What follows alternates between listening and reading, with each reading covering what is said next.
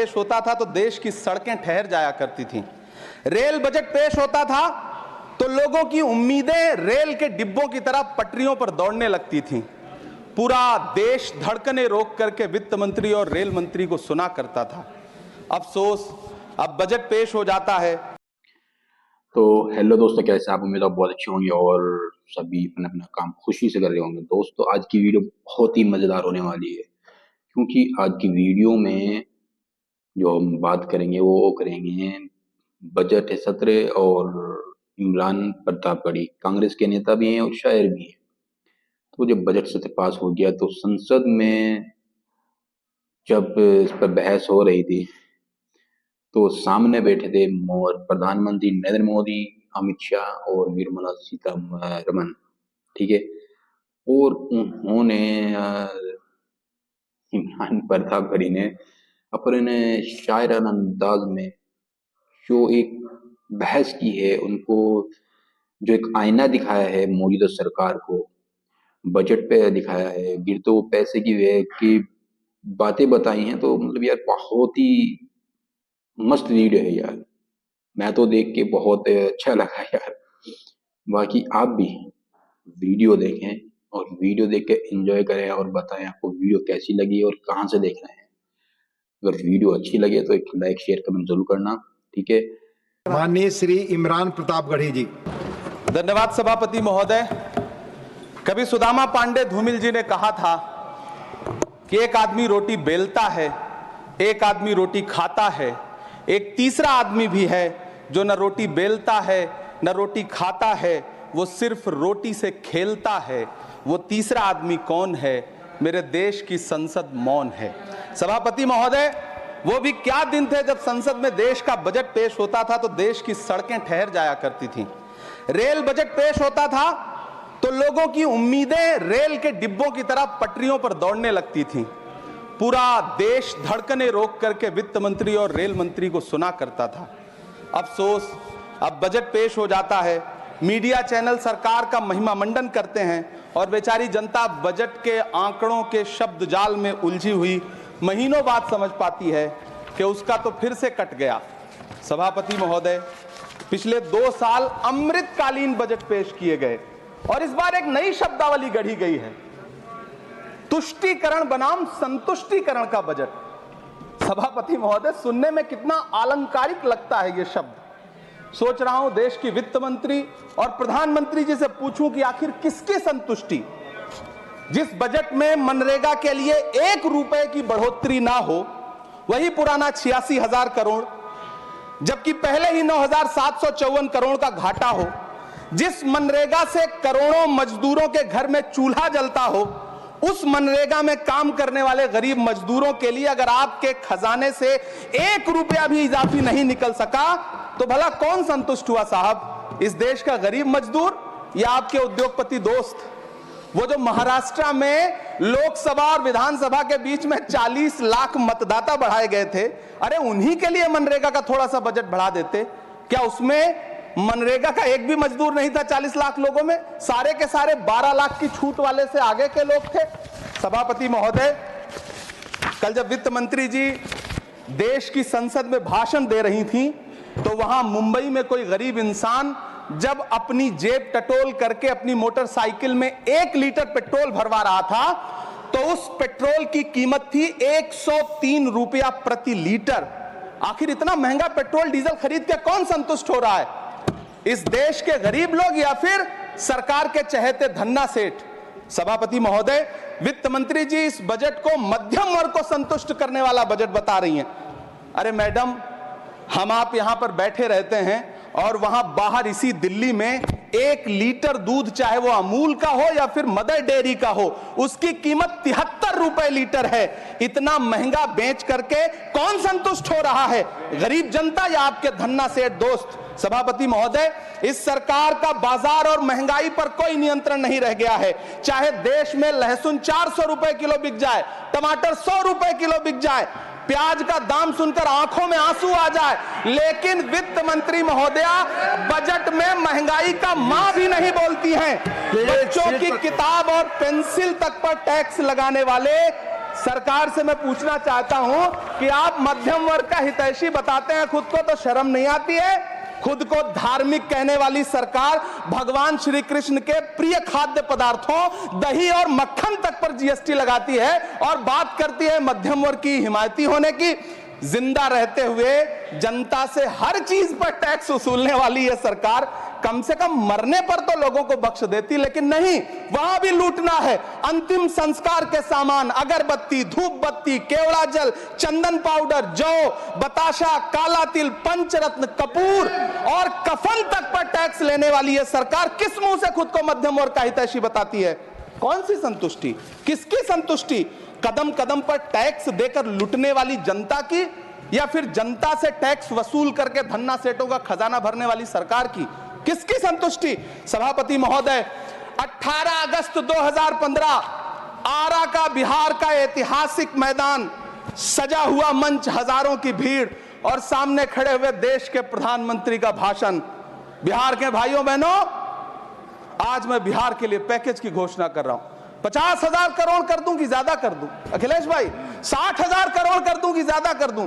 70,000 करोड़ कर दूं कि ज्यादा कर दूं? 80,000 करोड़ कर दूं कि ज्यादा कर दूं?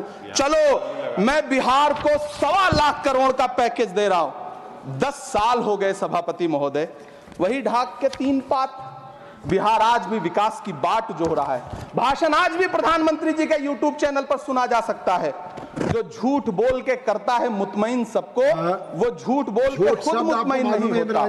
सभापति महोदय, ये तो राहुल जी का असर है। कौन सा शब्द सर, कौन सा शब्द? झूठ। ठीक है सर, मिथ्या बोल करके, जो मिथ्या बोल के करता है मुतमईन सबको, वो मिथ्या बोल के खुद मुतमईन नहीं होता। ये राहुल जी का असर है। जो मखाना बोर्ड की घोषणा हुई, अखिलेश जी आपको याद होगा, भारत जोड़ो न्याय यात्रा में 30 जनवरी 2024 को बिहार के रंगभूमि मैदान में राहुल गांधी जी का पूर्णिया में भाषण था और उसमें मखाना को लेकर उन्होंने आवाज उठाई थी। यह उनका असर है कि आपको मखाना बोर्ड बनाना पड़ा, वरना तो आप मैखाना बोर्ड बनाने वाले लोग हैं। सभापति महोदय, बिहार को झूठे पैकेज और चुनावी दिलासे देना बंद करिए। आज भी जब कोसी में बाढ़ आती है तो पूरा सीमांचल बर्बाद हो जाता है। मैंने उस तबाही को अपनी आंखों से देखा है। 2016-17 की बाढ़ में अपने इन्हीं हाथों से राहत सामग्री बांटी है मैंने। अगर सच में बिहार के लिए कुछ करना चाहते हैं तो बिहार को बाढ़ से बचाने का प्रबंध करिए। पूर्णिया एयरपोर्ट 10 साल से बाट जो रहा है, घोषणा 2014 में हुई, बन के आज तक तैयार नहीं हुआ। अलीगढ़ मुस्लिम विश्वविद्यालय का किशनगंज सेंटर बजट के अभाव में दम तोड़ता जा रहा है। मैंने पिछले बजट सत्र में भी आवाज उठाई थी। आज फिर वित्त मंत्री जी से अनुरोध करना चाहता हूं, दामन फैला करके, कि अलीगढ़ मुस्लिम विश्वविद्यालय का किशनगंज सेंटर बन जाने दीजिए।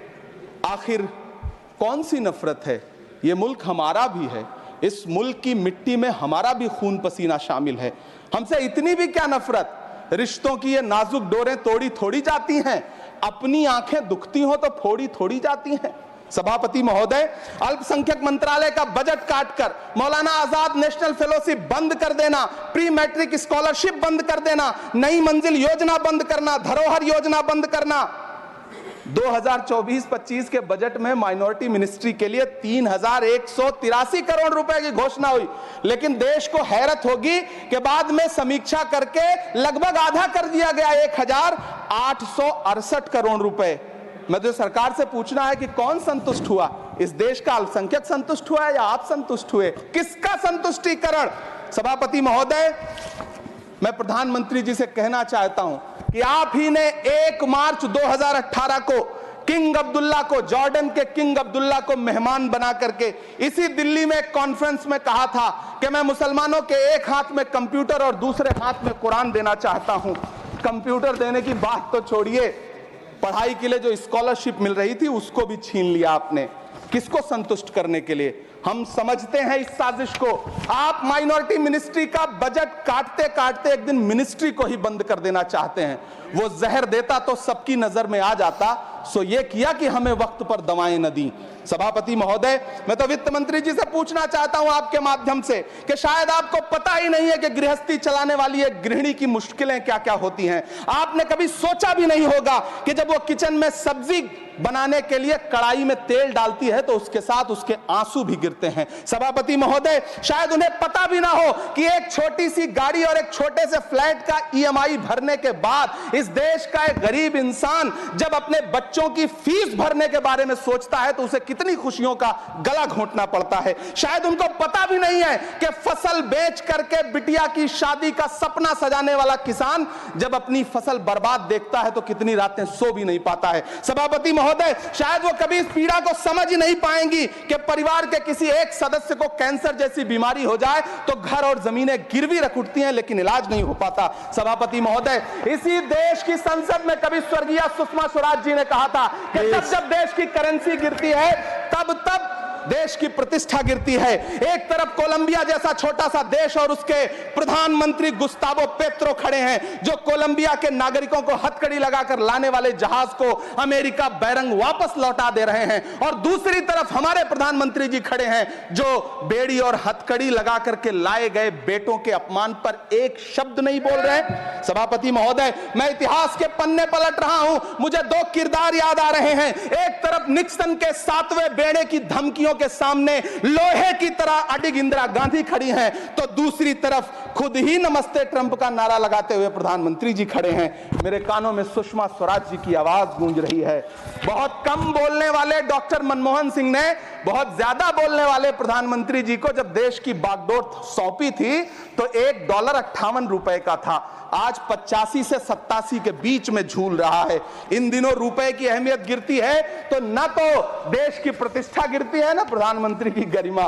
जिस देश में 80 करोड़ लोगों को 5 किलो राशन के लिए कतारों में लगना पड़ता हो, उस देश में यह सरकार 12 लाख तक के टैक्स न लेने के लिए अपनी पीठ थपथपा रही है। हुकूमत इस कदर आवाम पर एहसान करती है, ये आंखें छीनती है और चश्मे दान करती है। सभापति महोदय, महाराष्ट्र का भिवंडी हो, मालेगांव हो, इचल करंजी हो, यूपी का बनारस हो, मुआयमा हो, मुबारकपुर हो, रांची का छोटा नागपुर हो, बिहार का भागलपुर हो, हर जगह बुनकरों की उम्मीदें तोड़ रही हैं, लेकिन इस सरकार के पास उनके लिए कुछ भी नहीं है। मुरादाबाद का पीतल उद्योग, कानपुर का चमड़ा उद्योग, सहारनपुर का लकड़ी उद्योग, फिरोजाबाद का चूड़ी उद्योग, अलीगढ़ का ताला उद्योग, सब सरकारी प्लानिंग से तबाह हो रहे हैं। इन तमाम के बीच सरकारी सपोर्ट से बस एक उद्योग फल फूल रहा है, नोएडा का नफरत उद्योग। सभापति महोदय, जिस देश में 40 से 45% मेडिकल फैकल्टी की सीट खाली हो, वहां बजट में 75,000 नए मेडिकल सीट्स का ऐलान हो रहा है। सरकार बहादुर, कम से कम इस देश के पढ़े लिखे युवाओं को तो मूर्ख समझना बंद करिए। वो अब तिजारती पहलू निकाल लेता है।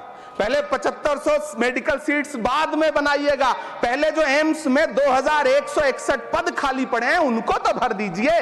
वो अब तिजारती पहलू निकाल लेता है, मैं कुछ कहूं तो तराजू निकाल लेता है। मैं इसलिए भी तेरे फन की कद्र करता हूं तो झूठ बोल के आंसू निकाल लेता है। सभापति महोदय, फिर झूठ आया है, मैं उसे मिथ्या कर दे रहा हूं। शायरी में बार बार आ जाता है, क्या करूं महोदय। काश ये बजट, सभापति महोदय, वो एक शब्द मैं मिथ्या कर दे रहा हूं सर, वो एक शब्द को हटा दीजिए। ध्यान रखें, ऐसे जो भी शब्द होंगे आपके वहां। सभापति महोदय, काश ये बजट बीपीएससी के पेपर लीक की शिकायत करने वाले नौजवानों पर बरसती हुई पुलिस के लाठियों पे, जख्मों पर मरहम लगा पाता।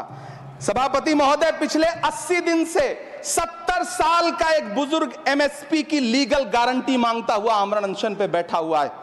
काश ये बजट किसान नेता जगजीत डल्लेवाल की टूटती हुई सांसों की पीड़ा सुन पाता। काश ये बजट प्रतियोगी परीक्षाओं की तैयारी के लिए दिल्ली, कोटा, पटना, अहमदाबाद जैसे शहरों में, इलाहाबाद जैसे शहरों में किताबों के साथ गल रहे युवाओं के सपनों को जिंदगी दे पाता। काश ये बजट वंदे भारत के सुनहरे विजुअल के बजाय देश की गरीब जनता को कुछ और पैसेंजर ट्रेनें दे पाता। काश ये बजट सीनियर सिटीजन को ट्रेन टिकटों में मिलने वाली रियायतें वापस लौटा पाता जिनको सरकार ने कोविड के नाम पे छीन लिया था। काश ये बजट किसानों की राह में कीले नहीं बल्कि कालीन बिछाने वाला बन पाता। काश ये बजट सरकारी मालिकों को यह समझा पाता कि नेहरू को कोसने से अर्थव्यवस्था नहीं सुधरेगी, उसके लिए डॉक्टर मनमोहन सिंह साहब की अर्थ नीति अपनानी पड़ेगी। पिछले 11 साल से नेहरू जी को कोस रहे हैं, आखिर कब तक कोसिएगा? थोड़ा पंडित नेहरू जी के बारे में पढ़िए, तब पता चले कि पंडित नेहरू की शख्सियत का नाम है। दुनिया का पहला ऐसा राजनेता जिसने अपनी जिंदगी की आजादी के लिए, देश की आजादी के लिए 3259 दिन अंग्रेजों की जेल में बिताए। पंडित नेहरू एक ऐसे महान शख्स जिनके पिता पंडित मोतीलाल नेहरू, जिनकी बहन विजय लक्ष्मी पंडित, जिनके बहनोई पंडित रंजीत सीताराम, जिनकी बेटी इंदिरा गांधी, जिनके दामाद फिरोज गांधी, सब ने अंग्रेजों से लड़ते हुए स्वतंत्रता आंदोलन में जेल काटी। आप किस मुंह से उनकी लकीर छोटी करने की बात करते हैं? नहीं कर पाइएगा, 7 जन्मों में नहीं कर पाइएगा, क्योंकि जिस्म की मौत कोई मौत नहीं होती है। जिस्म मिट जाने से इंसान नहीं मर जाते, धड़कने रुकने से अरमान नहीं मर जाते, सांसें थम जाने से ऐलान नहीं मर जाते। जिस्म की मौत कोई मौत नहीं होती है। सभापति महोदय, मैं आपके सामने खड़ा होकर के एक बहुत छोटी सी कहानी सुनाना चाहता हूं कि महान बादशाह सिकंदर ने जब यूनान फतेह किया तो जीत का जश्न मनाने के लिए शहर की सड़कों पर निकला, तो उसने देखा कि पूरा शहर तो जश्न मना रहा है, एक फकीर सड़क के किनारे चादर तान के सो रहा है। सिकंदर को गुस्सा आया, घोड़े से उतरा, उस फकीर के पास गया और उसे सोता देख करके उसे जोर की एक लात मारी और लात मार के कहा कि क्यों रे फकीर, मैंने यूनान फतेह कर लिया, लोग जश्न मना रहे हैं और तू सो रहा है। उस फकीर ने उन्नीदी आंखों से सिकंदर को देखा और देख करके कहा कि शहर जीतना बादशाहों का काम है, लेकिन लात मारना तो गधे का काम है। सभापति महोदय, गरीब जनता को लात मारना बंद करिए। यह अमीरों के लिए बनाया गया बजट है, यह निराशाजनक बजट है। हम अमृतकाल सुनते आ रहे थे, यह अमृतकाल इतनी जल्दी समाप्त हो गया कि अब अमृतकाल का कोई नाम तक नहीं लेना चाहता है। इसलिए मैं इस सदन में खड़ा होकर के देश की वित्त मंत्री महोदया से कहना चाहता हूं कि आपने अल्पसंख्यकों के बजट में जो कटौती की है उसको बहाल करिए। आपने मनरेगा को जो स्थिर रखा है उसका घाटा 9,754 करोड़ है, कम से कम उतना बढ़ा करके फिर से उसे बहाल करिए। नौजवानों के लिए रोजगार दीजिए, किसानों को एमएसपी की लीगल गारंटी दीजिए। यही मैं आपसे अपील कर रहा हूं। धन्यवाद सर, आपने इतना जो समय दिया उसके लिए शुक्रिया।